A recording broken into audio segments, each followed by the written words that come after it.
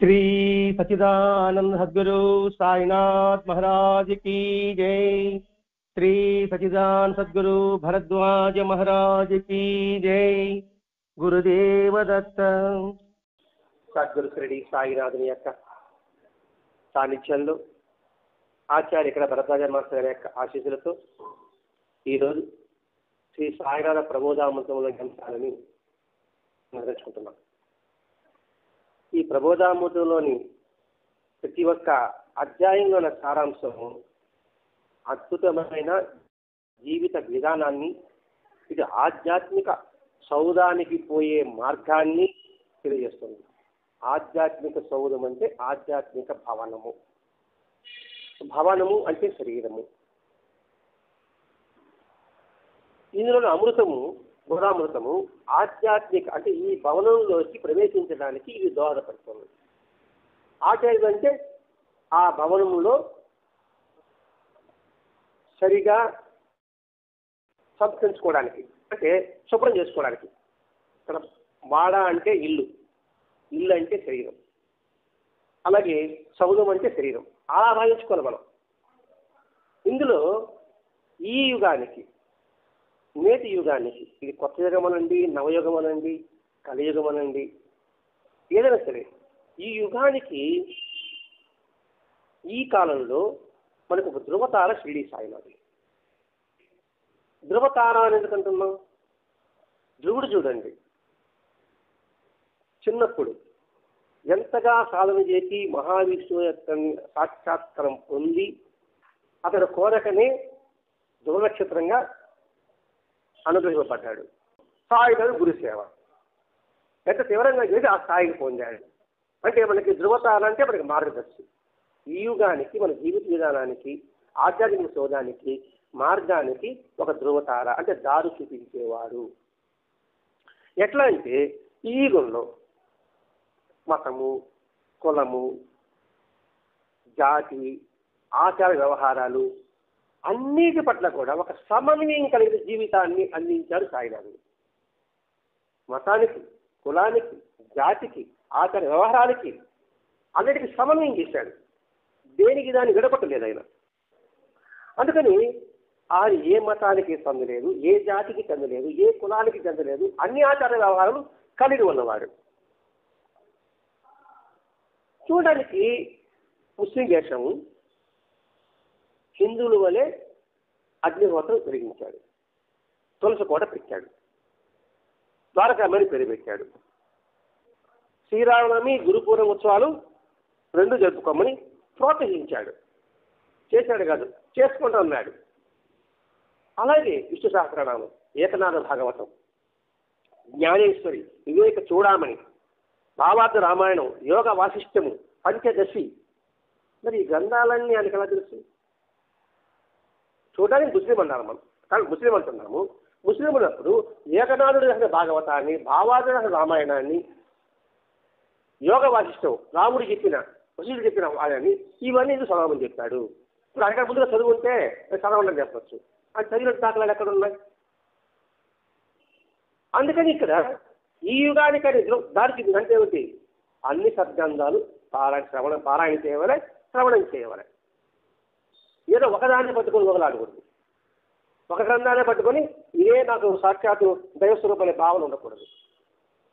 అన్ని గ్రంథాలు చదవాలి. అందుకని భరద్వాజ మాస్టర్ గారు మనకి అందరి మహాత్మ చరిత్ర మనకు అందించారు. మీరు సాయిబాబాని గుర్చుకోండి, దత్తాత్రేయుని గుర్చుకోండి చెప్పలేదు. అంతేకాకుండా సైన్స్ ప్రకారం కూడా పరిప్రశ్న, ఏది నిజం, విజ్ఞాన వీచికలు, మతం ఎందుకు, బుద్ధ జ్ఞాన హృదయం, జ్ఞానం ఒక సర్వస్వం, ఇవన్నీ ఎందుకు ఇచ్చాడు అనేది అన్నీ తెలుసుకోవాలి. అన్నీ తెలిసినప్పుడు ఏమవుతుందంటే దేని పట్ల కూడా సుముఖత, విముఖత రెండు ఉండదు. ఇష్టము, అయిష్టము రెండు ఉండదు.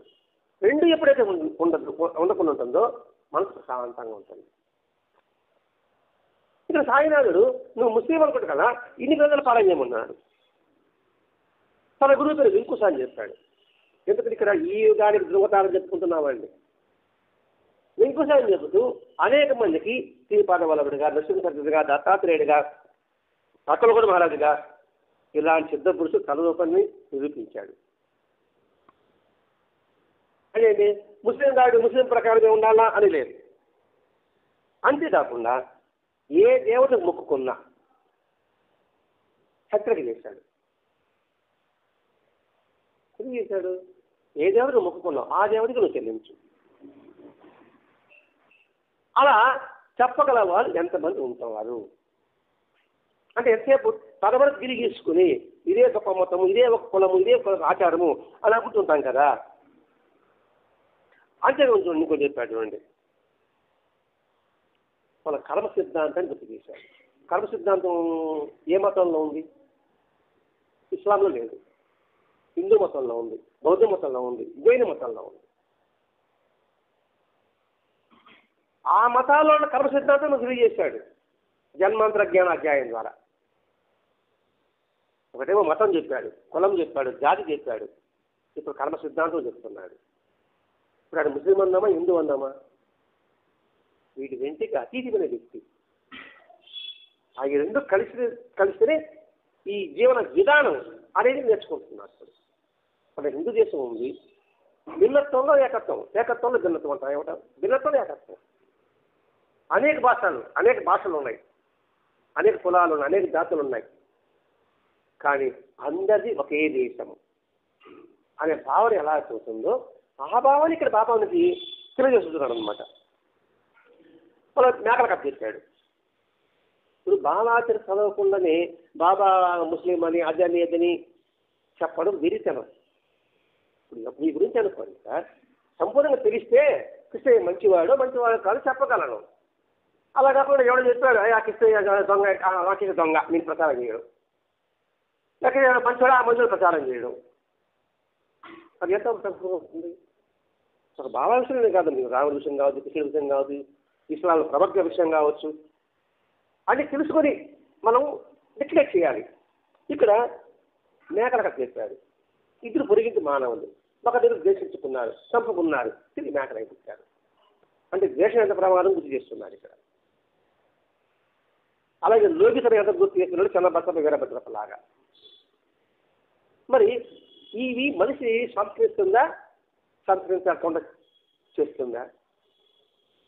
ఈ మానవుని మహనీయుని చేస్తుందా, లేకపోతే దానవుని చేస్తుందా? ఏ గిరిటితో పాయసం పోస్తేనేంది? బంగారు గిరిటితో పోసినా పాయసమే, వెండి గిరిటితో పోసినా పాయసమే, చీడి గిరిటితో పోసినా పాయసమే. నీకు పాయసం అందిందా లేదా? పాయసం రుచిగా ఉందా లేదా? అందుకని నేను యుగానికి ధృవతారాన్ని చూస్తున్నామంటే మనకి దారి చూపే దారిని మనం సంస్కరించుకోవడానికి ఎన్ని సులభమైన మార్గాలు ఉన్నాయో, ఎంత సులువైన మార్గాలు ఉన్నాయో, కఠినమైన మార్గాలు ఏమీ మనకి బాబా తత్వంలో కనిపించదు. ఎదురుంచండి, బాబాని ఆలోచించే వాళ్ళు ఏ మతాన్ని ద్వేషించారు. మీదేమో సనాతన ధర్మం అంటారు, హిందూ ధర్మం అంటారు. మరి సనాతన ధర్మం ఏం చెప్పారో అది అర్థం చేసుకున్నారు, భగవంతుడు ఏం చెప్పాడో నాకు తెలుసుకోలేదు. ఇక్కడ సాయినాథుడు అన్ని తన ఆచరణగా తెలిసి వస్తున్నాడు. ఇక్కడ దక్షిణాది బ్రాహ్మణుడు వస్తే వాడికి వేదమంత్రం చెప్పాడు, మర్చిపోతే మరి ఏమో చెప్పగలిగాడు? నువ్వు చూసావా అంటే చూసిన వాళ్ళు దాదాపు మొన్నటి ఉన్నారు. ఇప్పుడు ఏటం లేదంటే మరి చంద్రమంలో కాలు పెట్టాడంటే నువ్వు నమ్మడం లేదా? నువ్వు చూసావా? మనవాడు చూసావా? మనం నేను గ్రాఫిక్ కాకూడదా? దాన్ని నమ్ముతున్నాను కదా, మరి ఎట్లా నమ్ముతున్నావు? విశ్వాసం. తల్లి ఉంది, బిడ్డ ప్రసవించింది, వీడి మీ నాన్న అంటే నమ్ముతున్నావా లేదా? తల్లి చేత నమ్ముతామా, నమ్మడం లేదా? మరి ఇది మాత్రం ఏంటి? ఎవరు చూపిస్తే నాన్నంటే నమ్మాల్సింది అంతే. వాడు ఎవరిలో కానీ కాదు, అవచ్చు కాకపోతే రసాసకతాలు వదులుతాం. అన్న అంటే బాబాయ్ అంటే బాబాయ్ అంటున్నాం. మరి దాన్ని చూస్తున్నాం కదా. ఇట్లా ఆలోచించాలి. ఎందుకంటే మన మనకి కావాలి, అందుకని మనసుకు ప్రబోధాన్ని అందించాడండి ఇక్కడ. అంతేకాకుండా భజన చేసుకోమన్నాడు, ప్రోత్సహించాడు. మరి ఏ రోజులు హిందూ సాంబలకు సంబంధించింది ఏది ఆయన చెప్పకుండా ఉన్నాడు. ఇది మనకు అందించుకో సార్. హిందూ ధర్మము సనాతన ధర్మము అంటున్నారు కదా, మన సనాతన ధర్మంలో ఏం చెప్పారో అవన్నీ బాబా షిరిడీలో జరిపించాడా లేదా? మరి జరిపించినప్పుడు మరి ఆయన వ్యతిరేకించడం ఏమిటి? ఇంకోటి ఏంటంటే తీవ్రంగా బాబాకి జబ్బు చేసినప్పుడు అందరూ ఆయన కోసం పూజలు చేశారు, శాంతులు చేశారు, అభిషేకాలు చేశారు.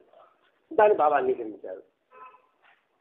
బాబాకి బాగా దుబ్బసం వచ్చినప్పుడు అందరూ ప్రార్థన చేశారు, పూజలు చేశారు, పారాయణ చేశారు సార్. దాన్ని బాబా అంగీకరించాడు. ఎందుకు అంగీకరించాడు? మీరు మాటలు చేస్తారు. సాటి మనిషికి ఆపద ఉన్నప్పుడు, దుఃఖం కలిగినప్పుడు వాడికి ఓదార్పు అనే ప్రక్రియని మీరు అలవర్చుకుంటారా?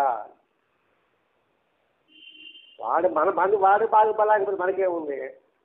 మనకి వాడు సహాయపడితే అట్లా పలకరిస్తాం, సహాయపడకపోతే వాడు సహాయం కూడా చూడం. ఈ పాయింట్ అర్థం చేసుకోవచ్చు.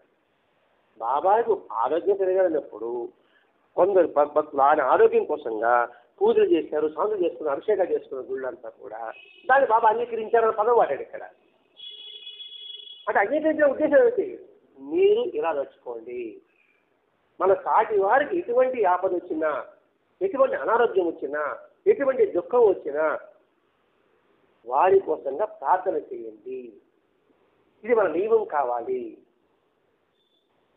ఈ మాట సర్వేజన సుగ్రీవ భగవంతుడు పెద్దలు చెప్పారు కదండి. అది ఇక్కడ బాబా ఆచరిస్తూ చేస్తున్నాడు. అందరూ బాగుండాలి. మన సమాజంలో చెప్పేది ఏంటి, ఇస్లాం ధర్మంలో చెప్పేది ఏంటి, బైబిల్లో చెప్పేది ఏంటి? ఇదే కదా. శాంతిని చేకూర్చేవారు గంజులు బైబిల్ ఒక మాట ఉంది. మరి శాంతిని చేకూరుస్తున్నాడు ఈయన. శాంతిని చేకూర్చమంటున్నాడు మనల్ని.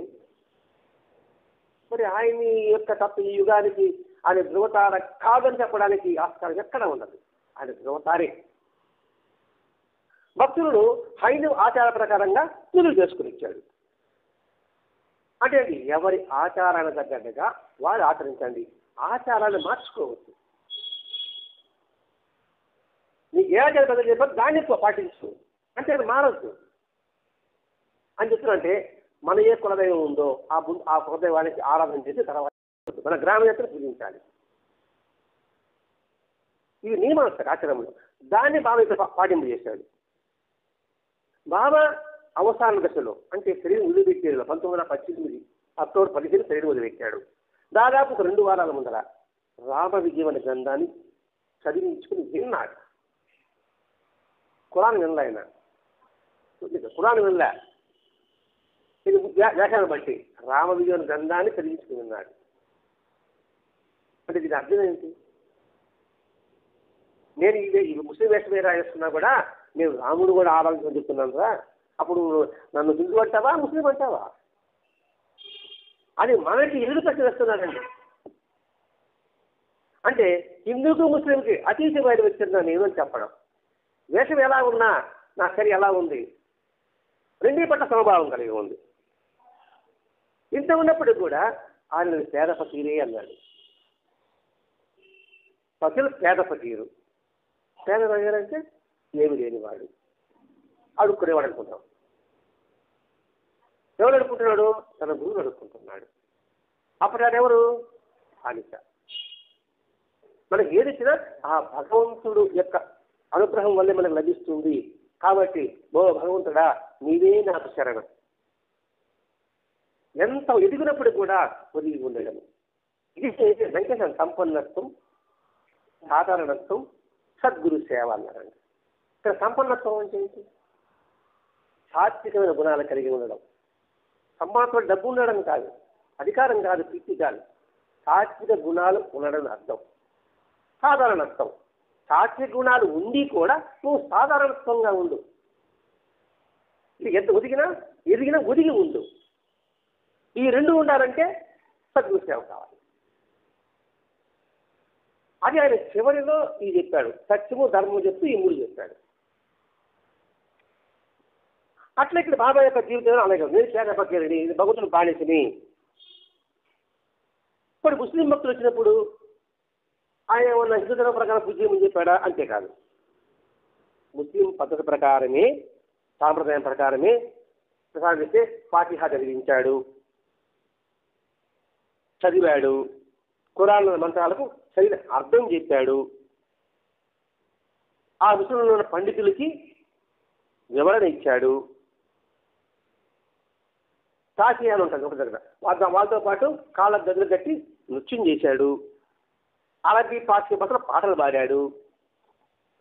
ఇది స్టార్టింగ్ చూసుకుంటూ రావాలండి. ఒక్కో లింక్ పెట్టుకుంటూ వస్తున్నాడు అనుకోండి. మతము, కులము, ఆచారము, జాతి పెట్టుకుంటూ వస్తున్నాడు. ఎవరి ఆచారాలను బట్టి వారు ఆచరించండి.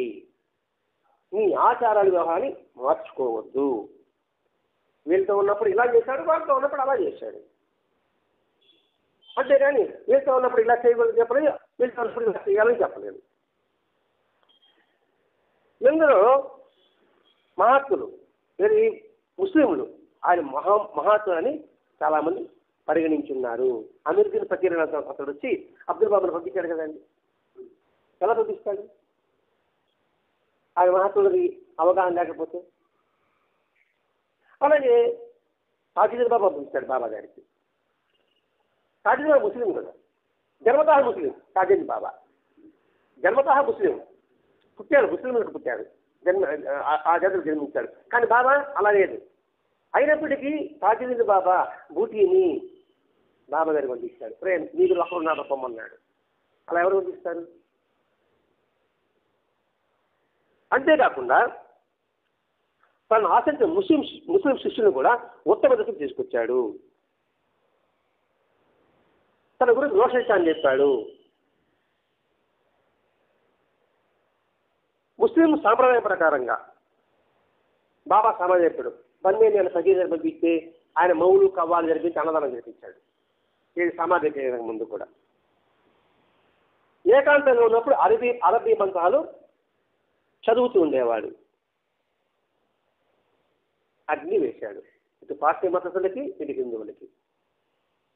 మరి వీటన్నిటిని బట్టి ఇంతగా మత సామరస్యాన్ని చాటుతూ తన ఆచరింపజేస్తూ ఉన్న మహాపురుషుడు ఈ కాలానికి అవసరం అవుతుందా లేదా? లేదండి మేము చింపిరిస్తలా కొట్టుకుంటుంటాం, పెరుక్కుంటుంటాం అంటే శాంతి అశాంతి?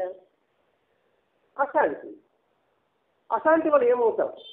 మొత్తం సమాజమే నాశనమవుతుంది. నువ్వు నాశనం అయితే పడపాలి, సమాజం మొత్తం నాశనం అవుతుంది. అదే ఒక క్రైస్తవుడు బాబా ఎంక్వైరీకి వచ్చినప్పుడు చెప్తా ఉంటే వాడు ఏమన్నాడు, బాబా ఏమన్నాడు, మన సోదరుడు అన్నాడు. ఎంక్వైరీ వచ్చారు కదా క్రిస్టియన్ వచ్చి, మన హిందువులు బాబా వీడు క్రైస్తవుడు కొత్త అలా పట్టాడు, నా సోదరుడు అన్నాడు. ఇంకేం చేస్తామని ఇంకా మాట్లాడగలమా? అంటే మనలో చూడండి ఆగ్రహ ఆవేశాలని తొలగించాడా లేదా? ఇప్పుడు అదే కదండి మనుషులు నాకే నశింపజేసేది. కోపమే మనిషిని నశింపజేసేది. మనసుని కాదు, మనిషిని నశింపజేస్తుంది. తర్వాత మనసుని చూద్దాం. ఈ మనసు ఏమవుతుంది, బాగా తిరిగి బదలాగా అయిపోతుంది అంతే. అంటే ఇవన్నీ కూడా మనకి వరదరాజ మాస్టర్ గారు స్థాయిరత్వంలో చెప్పాడు. అంటే ప్రతి ఒక్క అంశము చూడండి ఎలా ఉంటుందో. ఒక డాక్టర్ దగ్గరికి 30 సంవత్సరాలు పిల్లవాడు వచ్చాడు. అందులో హార్ట్ అటాక్. ఎక్కడో 10కి బయటపడ్డాడు. ఆ అబ్బాయికి హార్ట్ అటాక్ అలా ఎందుకు వచ్చింది? ఏ అలవాటు లేదు, దానివల్ల ఒక్కటి కూడా లేదు. మరి ఎందుకు వచ్చింది అని ఆలోచించి వాళ్ళ పేరెంట్స్ పిలిపించాడు. ఏమయ్యంటే వివాహమై సంవత్సరమైందట, 4 నెలలు పాపట. వివాహం కోసం ప్రయత్నం చేశారు. ఆ పేషెంట్ అంటే ఇది ఆలోచించడం వల్ల ఏంటంటే ఇదేంటే సైకోపటాలిక్ ఏదో ఒక వ్యాధి లక్షణం ఇది. అంటే మానసికంగా ఒత్తిడికి ఆ టైం పేషెంట్లు ఎక్కువగా 18-30 సంవత్సరాల వయసు ఉండేవాళ్ళు వచ్చేవారట. అది కాబట్టి ఇది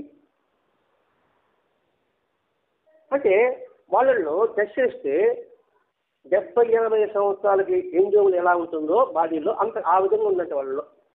అంటే ఏంటి ఆ ఎంజోమ్స్ ఆ విధంగా ఉండేప్పటికీ ఆ ముసలితనాలకి వస్తుందట. ఈ సైకోపటాన్ని అంటే ఎలా ఎందుకు వచ్చింది అని పరిశీలిస్తే మొట్టమొదటి కోపం, రెండోది ప్రేమ లేకపోవడం అని అనుకోవడం, నాలుగవది లక్ష్యం లేకుండా ఉండడం. అంటే ఇది చేయాలి అని ఒక లక్ష్య సిద్ధం, అది లేకుండా ఉన్నాడు. ఐదవది, తను ఎందుకు పుట్టాడో, ఏం చేస్తున్నాడు అర్థం లేకుండా జీవించడం.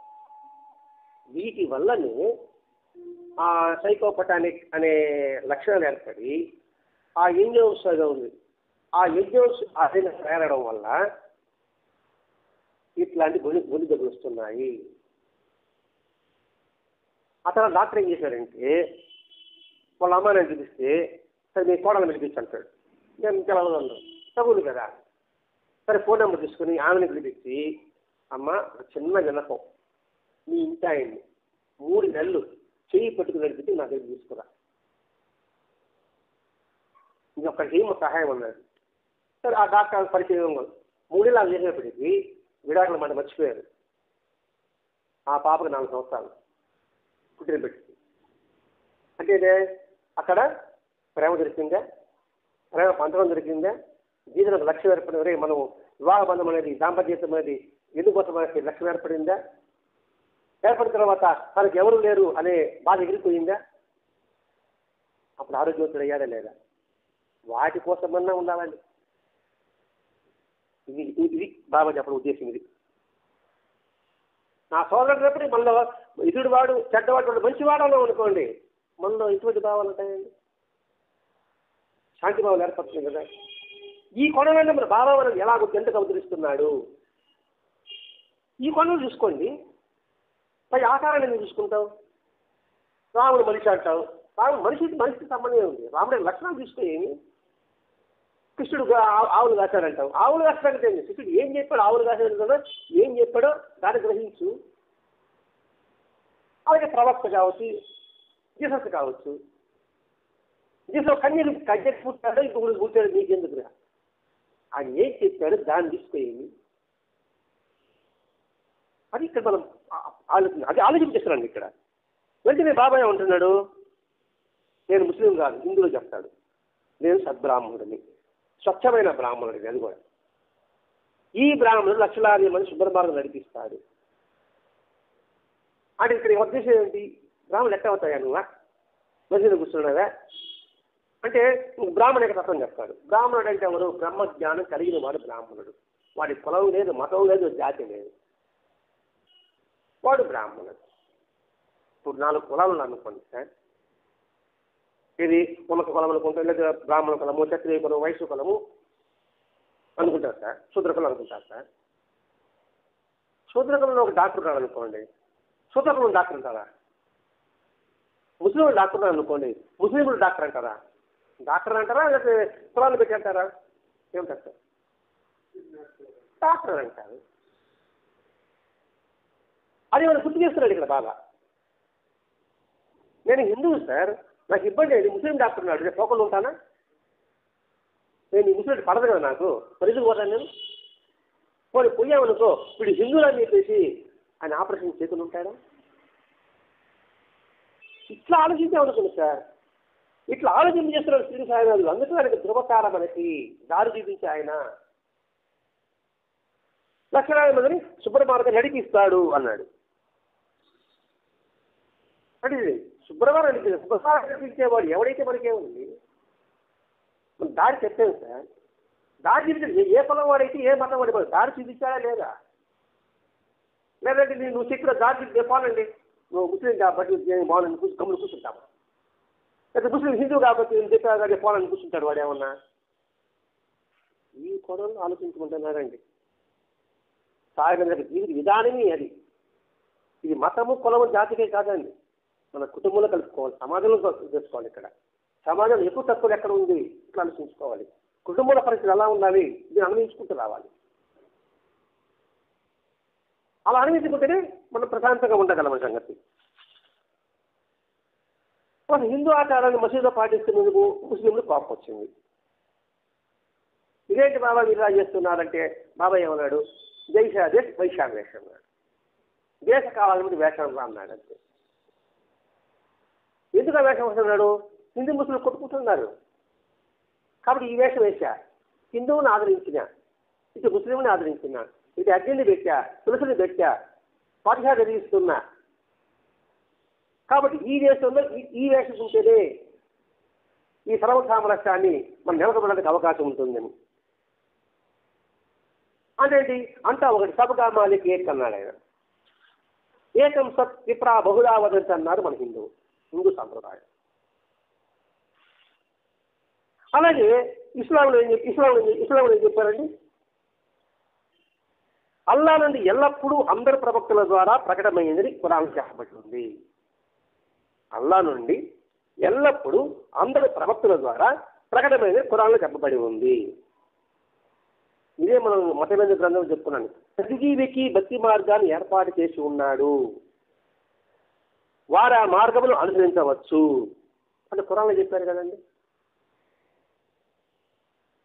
అది ఇది ఏకసత్ విప్రా బహుదా వదంతన్నా అదే. అలాగే అల్లా మాలిక్ అన్నా ఒకటే, సబ్కా మాలిక్ అన్నా ఒకటే. అల్లా మాలిక్ అంటే నేను బానిసని, సబ్కా మాలిక్ అంటే అందరికీ ముందు కలిసి ఒకటే దేవుడు.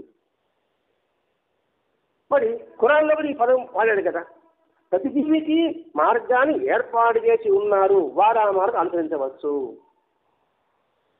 అంటే ఖురాన్నే ప్రవక్త చేసినప్పుడు ఎవరి మార్గం అనుసరించమని చెప్పాడు. ఇక్కడ బాబా చూడండి, ఎవరి ఆచారాన్ని పాటించమని చెప్పాడు. అంటే ఖురాన్లో ఏం చెప్పాడు అదే బాబా చెప్పాడు, భగవద్గీత ఏం చెప్పాడు అదే బాబా చెప్పుకున్నాడు ఇక్కడ.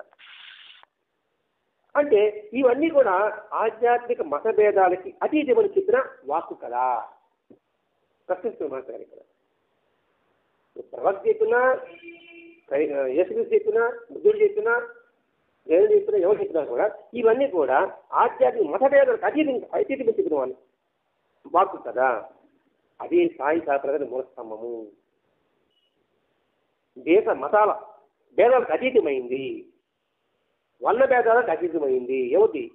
సాయినాథు యొక్క సాంప్రదాయము. వర్ణము లేదు, కులము లేదు, జాతి లేదు, అది కన్నిటికి అతీతమైన స్థితిలో అది సాయినాథు యొక్క జీవన విధానము. అందుకే షిరిడీలో నేటికి కూడా చూడండి, ఇప్పటికి కూడా పూజారులు ఉన్నారు, పూజారులు సహాయకులుగా ఉన్నారు అక్కడ. కానీ అందరూ సమాజం దాటచ్చు. అదే సపరేట్ భేదం ఉందా? షిరిడీ ఉంటారు సార్, అదే పూజారులు ఉంటారు, వాళ్ళు ఇచ్చే మార్క్సిస్ట్లో సహాయకుల వాళ్ళు. అంతేగాని నువ్వు నమస్కారం పెట్టుకో అంటున్నారా? అది ధనికుడు ఇచ్చినా నమస్కారం పెట్టుకుని ఇస్తున్నాడు, పేదవాళ్ళు ఇచ్చినా నమస్కారం పెట్టుకుని ఇస్తున్నాడు ఈనాటికి కూడా. అంటే సమాజం దాటి వారి సాంప్రదాయానుసారంగా పూజించుకోవడానికి ఇప్పటికీ అక్కడ అవకాశం ఉంది. మితిమీరిన మతోద్యం కొందరు భక్తులు తొంగి చూసినప్పుడు రెండు ధర్మాల వారిని సమానంగా ఆయన మందలించాడు. ఎవరి హిందువులు మందలించున్నాడు, ముస్లింలు మందలించున్నాడు. ఒక పఠాన్ ఇంకా ముస్లిం ఎరిగిచ్చి అల్లాహ్ అరుషులు అందరూ వస్తూ ఉన్నారు.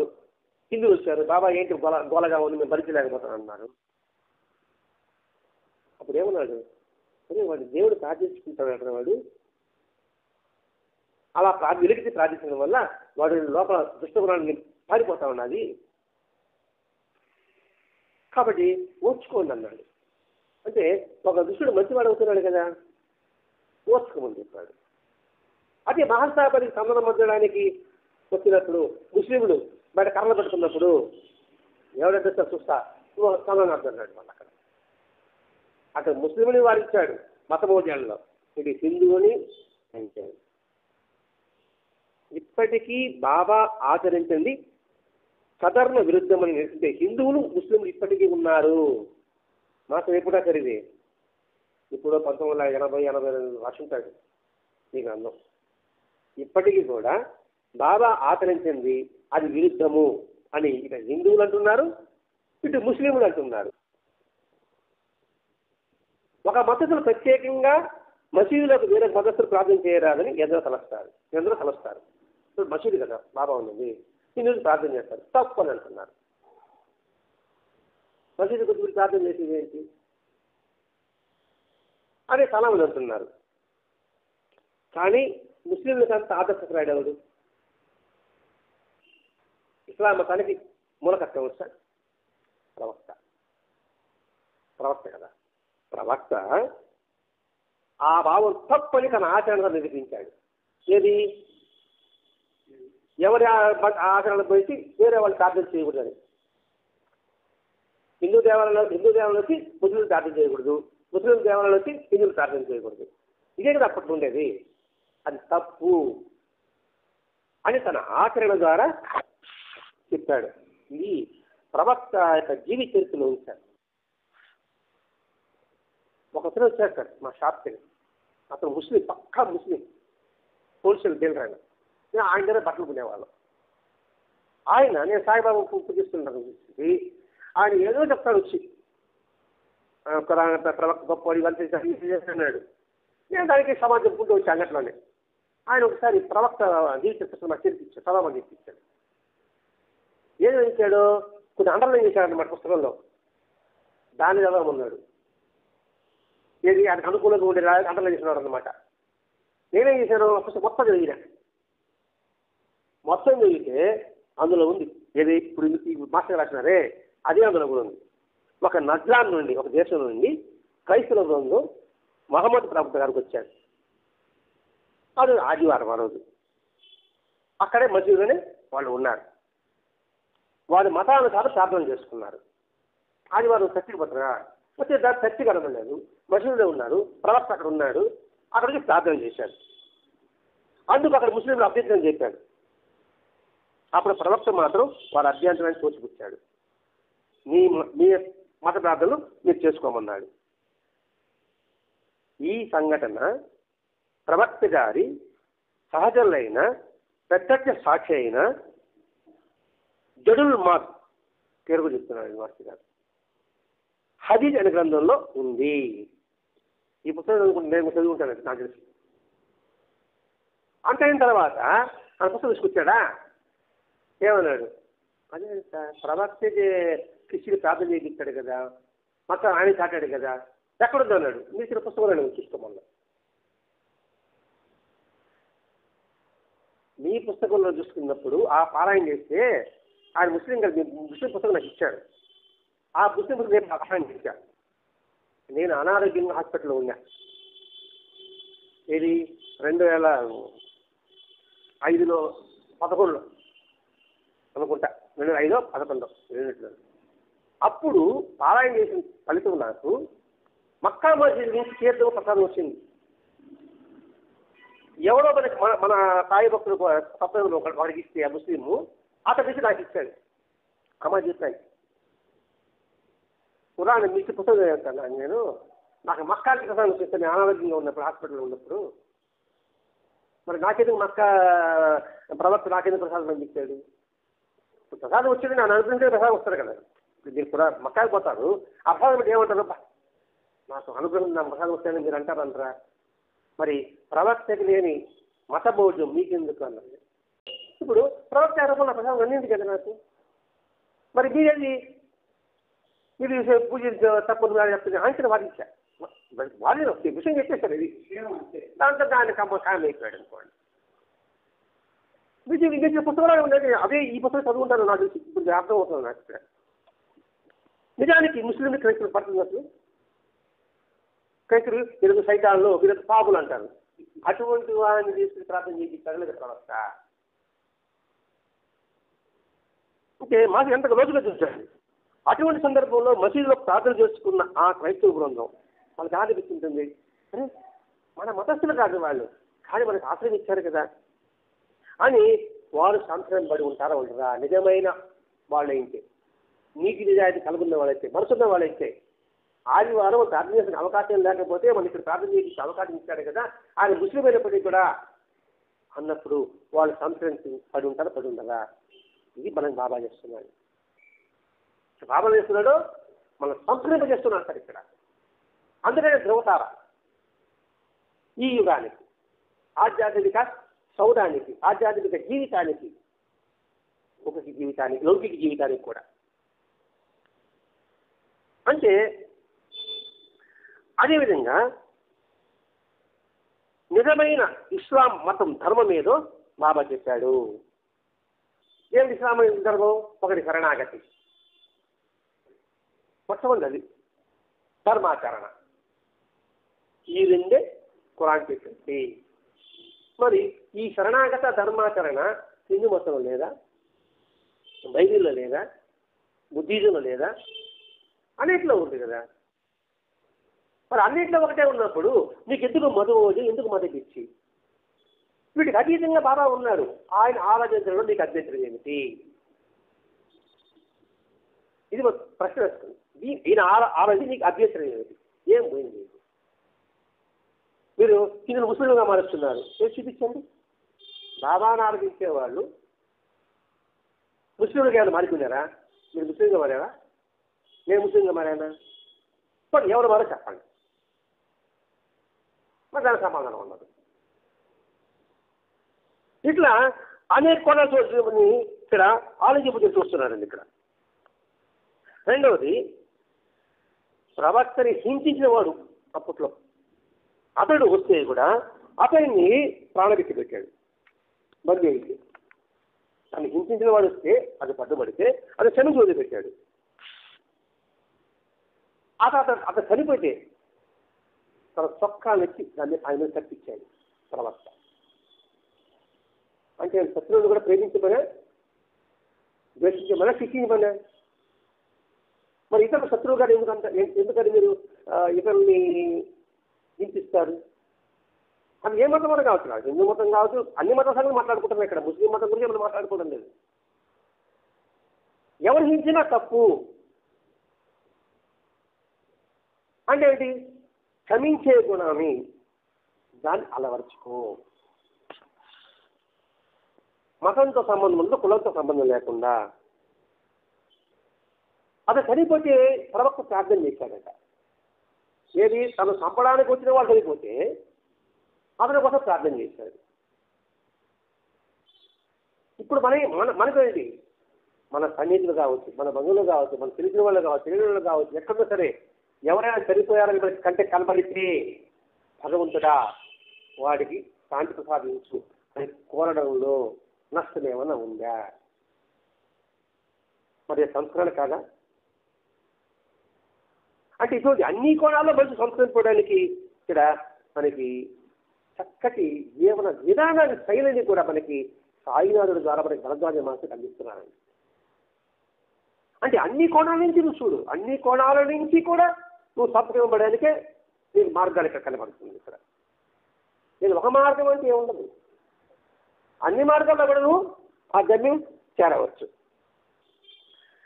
అంటే నిజమైన ముస్లింకి భిన్న మతాలకి చెందిన వారి పట్ల ఎలా ప్రవర్తించాలో తన ఆచరణ ద్వారా ప్రవక్త నిరూపించాడు. భిన్న మతాలు వేరే వాళ్ళ మతాల పట్ల కూడా ఎలా ప్రవర్తించాడు. ఇక్కడ మనం మతం గురించి మాట్లాడుకున్నాం. ఇక్కడ మన జీవితంలో వస్తాం, లౌకిక జీవితంలో, మన లౌకికంలో, ఈ సమాజంలో మన కులం కాని వాడు కావచ్చు కాక, మనం జాతి కాడు కావచ్చు కాక, మనకి బంధువు కాకపోవచ్చు కాక, మనకి స్నేహితులు కాకపోవచ్చు కాక, ఎవరు ఎట్టి పరిస్థితుల్లో వాడికి ఆపద కలిగితే వారి పట్ల ఎలా ప్రవర్తించాలో నేర్పుతున్నాడండి. ప్రవక్త ఏం నేర్పి ఏమి ఆచరింప చేశాడో సాయినాథుడు కూడా అదే ఆచరింప చేశాడు, చేయమన్నాడు. మాస్టర్ గారు ఆ మార్గంలో ప్రయాణం సాగించాడు. ఏదో ముస్లిం హిందూ అనే కాదండి. ఇక్కడ మనకు తెలిసిన వాళ్ళ తెలియని వాళ్ళ కాదు, ఎవరికి ఎటువంటి ఆపదలున్నా వారికి బాహ్యంగా సహాయం చేయలేకపోతుందట, కానీ హృదయంలో అతడి శ్రేయస్సు కోరడం మన ధర్మము, మన కర్తవ్యము. ఇదే ధర్మాచరణ అంటే. ఈ ధర్మాచరణ సాయినాథు యొక్క జీవితం ప్రతి ఒక్కటికి వచ్చాడు. ముఖదిన్ తమ్ముడు వచ్చాడు, ఏం చేశాడు? వినయం కలిగించాడు. వ్యవహారాలు ఇచ్చాడు, వినయం కలిగించాడు. నానాడు వచ్చాడు, ఏమన్నాడు? లేచాడు. అలాగే పేద ధనిక సమాన భావం. కలెక్టర్ వచ్చింది, బంగారు బింది పెట్టింది, బరోడాలో బంగారు బింది పెట్టింది, పక్కన పెట్టాడు. కలెక్టర్ వచ్చింది, ప్రత్యేకంగా దర్శనం ఇవ్వలేదు. మరి ఈ యుగాల్లో అటువంటి సమత్వము, ఎదుటి వారిని గౌరవించడము, ఈ అవకాశం అంతరకు వారి చేతనైతే మీకు సహాయం చేయడము, మరి ఇవన్నీ మనిషి సంస్కరణకి ముఖ్యం కాదా? ఆధ్యాత్మిక సౌధానికి మార్గం కాదా? ఈసారి ప్రబోధామత్తులో పరమానంద మహర్షి గారు మనకి ప్రబోధాలు 2-3 పేజీలకే ఎంతటి తత్వం మనం గ్రహించగలిగితే అంతటి ఆధ్యాత్మిక సంపద మనకి లభిస్తుంది. మీరు చెప్పారు అర్థం చేసుకునే వాళ్ళకి ఈ సత్సంగం అని. అర్థం చేసుకునే వాళ్ళకి ఎవరికైనా నిరుపయోగం చెవితోడి చనిపోతుందంటే వాడి లక్ష్యం ఉండాలి, నేను బాగుపడాలి, నేను సంతరింపబడాలి అనుకున్న వాడికి సత్సంగం ఎంతో ఎంతో ఉపయోగపడుతుందండి. లేదు గుంపులో పోయిందా, నేను వినాలి కాబట్టి వింటున్నాం, చదవాలి కాబట్టి చదువుతున్నాం, వెళ్ళాలి కాబట్టి వెళుతున్నాం, అంతవరకే ఉంటుంది ఫలితం. కాదు ఈ మానవ దీని ఇంకా ఉన్న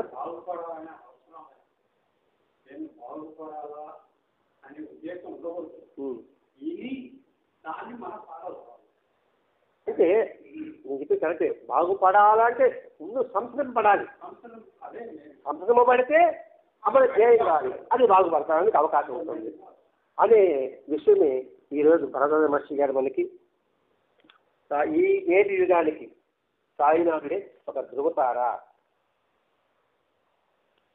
అనే విషయాన్ని ఇక స్పష్టంగా భరద్వాజ మహర్షి గారు ఎంతగా మనకి తెలియజేశారనే విషయాన్ని మనం ఇక్కడ గుర్తించుకోగలిగితే మన జీవితం ధన్యం. శక్తి. శ్రీ సచిదానంద సద్గురు సాయినాథ్ మహారాజ్ की जय. सद्गुरु भरद्वाज महाराज की जय. गुरुदेव दत्त.